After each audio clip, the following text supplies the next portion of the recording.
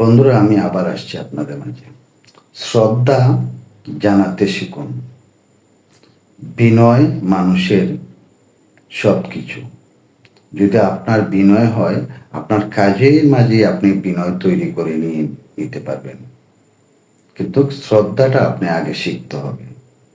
শ্রদ্ধা শিখার পরে আপনি বিনয়ে থাকতে হবে। যদি বিনয় থাকেন তাহলে আপনি অনেক কিছু করতে পারবেন। মানুষের সাথে বিনয়ভাবে কথা বলবেন, নম্রভাবে কথা বলবেন, সব কিছুতেই বিনয়ভাবে থাকবেন। হাঁটার মাঝেও বিনয়ভাবে হাঁটবেন। সেই বিনয়টাই আপনার একবারে এগিয়ে যাওয়ার মূল লক্ষ্য থাকবে। ভদ্রতার একটা পরিচয় থাকবে। তো ভদ্রতা থাকার পরিচয়টা হলো নিজে মানুষকে আগে শ্রদ্ধা দিতে শিখতে হবে। তাহলে বিনয়টাকে আপনি ধরে রাখতে পারবেন। যার ভিতরে শ্রদ্ধা নেই তার ভিতরে কখনো বিনয় থাকবে না।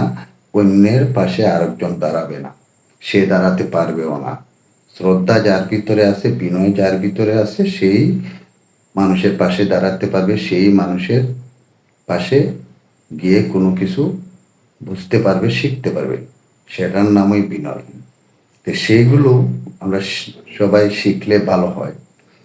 অনেক লোকে আছে অনেক কথা বলে, আমি কেন এইটা করব, আমি কেন এইগুলো করব না। জীবনে চলতে গেলে বিনয়ভাবে থাকতে হবে, নম্রভাবে থাকতে হবে, নম্রভাবে চলতে হবে।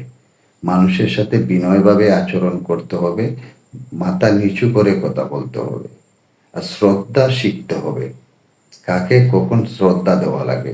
শ্রদ্ধা দিলে শ্রদ্ধা পাওয়া যায়, বিনয় দিলে বিনয় পেতে পারবেন। এটাই ছিল আমার মূল লক্ষ্য, আপনাদেরকে কথা বলার। যদি আপনারা ভালো লাগে, আপনারা ভিডিওটা লাইক, কমেন্ট, শেয়ার, ফলো দিয়ে যাবেন, সবাইকে দেখার সুযোগ করে দিবেন। আল্লাহ হাফিজ, ভালো থাকেন, সুস্থ থাকেন, বাই।